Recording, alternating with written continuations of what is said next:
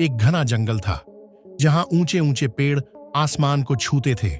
पक्षियों की चहचहाहट, बहती नदियों की कलकल ध्वनि और मिट्टी की भीनी खुशबू उस जंगल को और भी जीवंत बनाती थी। उसी जंगल के बीचों बीच एक छोटी सी कुटिया में एक बूढ़ा आदमी और उसका घोड़ा रहते थे। बूढ़े आदमी का नाम हरिदास था। उसकी दाढ़ी बर्फ जैसी सफेद थी और आंखों में गहरी शांति झलकती थी। उसका साथी एक भूरे रंग का घोड़ा राजा कई वर्षों से उसके साथ था। दोनों का रिश्ता सिर्फ मालिक और जानवर का नहीं था, बल्कि दोस्ती, भरोसा और साथ का था। हर सुबह हरिदास और राजा जंगल की पगडंडियों पर निकलते।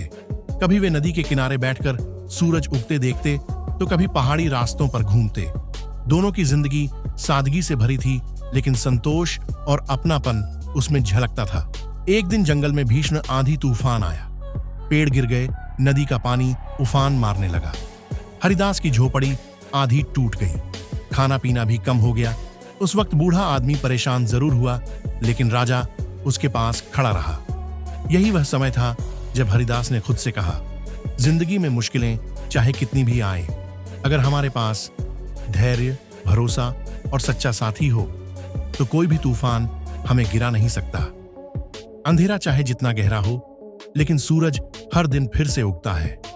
खुशियां बाहर से नहीं आती, वे हमारे दिल के अंदर से खिलती हैं।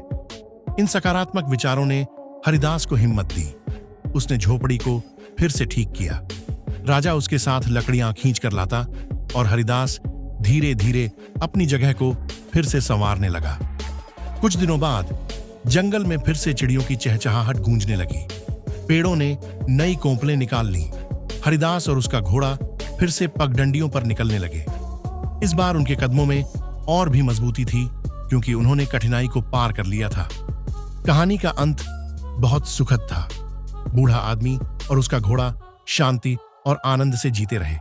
उन्हें किसी दौलत की जरूरत नहीं थी। उनके लिए उनकी दोस्ती ही सबसे बड़ी दौलत थी। अंत में हरिदास ने कहा, अगर इंसान प्रकृति से जुड़ा रहे, सादगी से जीना सीखे और अपने साथियों की कद्र करे, तो उसकी जिंदगी हमेशा खूबसूरत और सुकून भरी होती है।